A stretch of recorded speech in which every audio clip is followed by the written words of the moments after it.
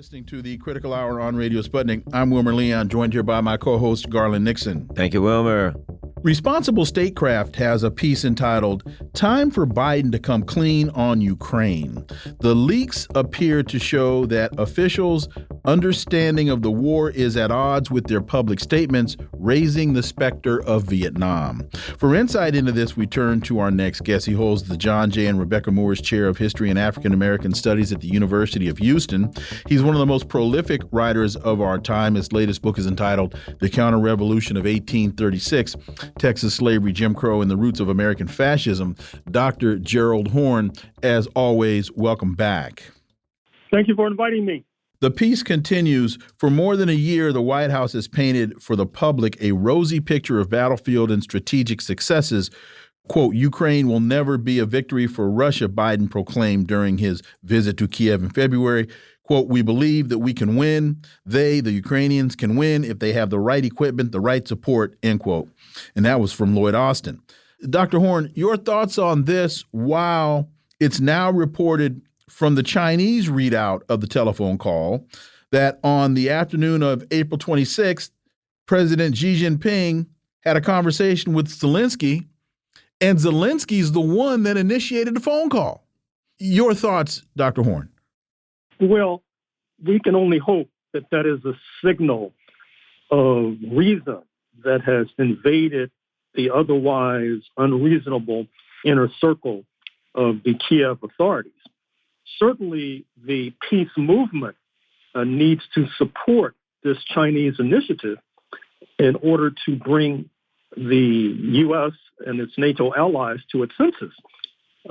However, even by stating that, I feel that I may be getting ahead of myself because there's little reason to believe that the neocons in Washington, such as Victoria Nuland, the Undersecretary of State, have relinquished their obsessional dream of dismantling Russia, bringing Russia to its knees, and then taking on the big enchilada, which is the People's Republic of China.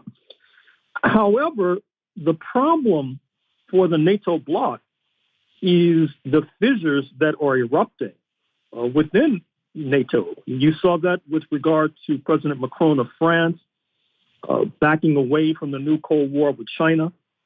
If you look at his speech at the all-important Munich Security Conference a few months ago, you'll detect the sign that even though Mr. Macron seems to be all in with regard to going after Russia, he's having second and third thoughts about the ultimate implications, as well he should, because right now the European Union is like a dog where the tail is not necessarily just wagging.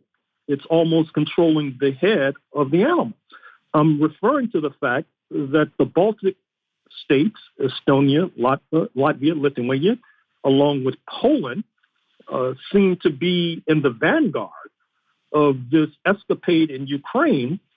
And it seems that the engines of the European Union, speaking of France and Germany, oftentimes it seems they're along for the ride. And this is happening at a time when Poland is ratcheting up tensions with Germany, when a huge arsenal is pouring into Poland, thanks to the United States of America. If I'm in Berlin, I'm having second and third thoughts about that, given the fact that the right wing is in control in Warsaw. And we haven't even talked about the prices of natural gas. You might have seen the article in the New York Times the other day about how Britain, which is a hawk with regard to Ukraine, its economy is being racked by an escalation of natural gas prices.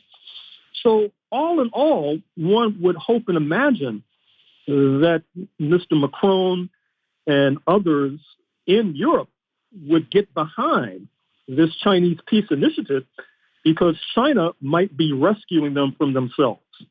And speaking of France, of course, if you look back at Macron's home, he's got significant problems in the street. Certainly, the polls are now showing that he would lose to Marine Le Pen, although the election is a ways off. And of course, something that you've talked about on many occasions, they're losing strength in Africa. They're getting kicked out of Africa. France desperately needs to continue to pilfer the resources from Africa. And of course, they need U.S. imperialism to help them there, although it doesn't seem to be doing very good, doing them very, very good, very much good right now. Your thoughts, Dr. Horne? Well, Macron is being besieged on many different fronts. You mentioned Marine Le Pen from the right, but recall that in the recent presidential elections in France, that Jean-Luc Mélenchon, the candidate of the left, a former Trotskyist, did quite well and barely missed the runoff.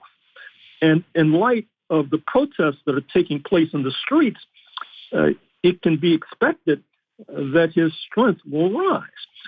And it's clear that France cannot maintain post-World War II bargain with world imperialism. That is to say, Washington was willing to allow France to maintain its neo-colonial empire in Africa as long as it could keep the lid on that empire. But now, as you suggested, with the Wagner Group of Russia in the Central African Republic due south of Sudan, with Mali kicking out French troops, with the deterioration of relations between France and Burkina Faso, it's apparent that France can no longer hold up its end of the bargain, which is causing tensions with Washington because of that fact. And then those tensions are invading other spheres, such as France, thereby not being willing to go along with the new Cold War with China, as aforementioned. So as you survey the landscape of world imperialism, you see that they're faced, to use the euphemism of choice, they're faced with many challenges. Do you see a signal here that this article was published in responsible statecraft? A lot of times it's not only what's published, but where. And as a caveat to that, Donald Trump has been saying for a very long time that the Ukraine war was a fiasco.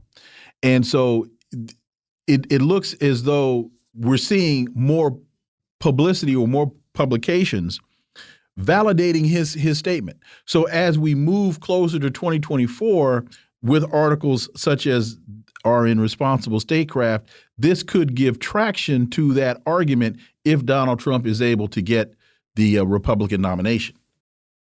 Well, we're in a very tricky moment right now in the United States of America. You mentioned responsible statecraft, but there have been similar articles appearing in the National Interest, which is generally a conservative publication. On the Asia Times website, you've seen many queries about U.S. policy in Ukraine. But the trickiness of the issue, it seems to me, is embedded in what we've talked about previously. That is to say, routinely in the U.S. left, there's this idea that the Democrats are the lesser of two evils. They're referring to their Republican Party competitors, and usually they're referring to domestic choices. For example, maintaining a viability of Social Security and Medicare, for example. But abroad, since the Republicans and the Trump forces are willing to cut a deal with Moscow so they can focus like a laser beam on China, and with the Democrats wanting apparently to confront both, which is a fool's errand at best, confronting both Russia and China, the idea is that the Republicans are the lesser of two evils, so they only want to fight one war instead of two, which then brings us to the trickiness of the moment, because if you look at recent headlines, the right wing has suffered a number of setbacks. The Trump indictments, the loss in the Supreme Court race in Wisconsin, the win of a progressive for mayor of Chicago, the sacking of the white nationalist Tucker Carlson. However, if one wants to be cynical or perhaps realistic, one could also see this as an internecine conflict in the ruling class of the United States where those forces who only want to fight one war, that is to say against China, are being eroded and are being deep fixed so that the neocons can pursue their diabolical, demented agenda of pursuing two wars. I hope that I'm wrong. Another interesting story. Juan Guaido arrives in Miami with Washington's assistance, which is strange in itself. And it seems to me that the folly of Juan Guaido has kind of fallen. But your thoughts on Juan Guaido and what's going on with Venezuela? You know, they're having a big conference in Colombia. A lot going on. Your thoughts, Dr. Horne? Well, recall that Mr. Guaido was unceremoniously ejected from Colombia, Venezuela's neighbor, presumably because he entered the country improperly and irregularly.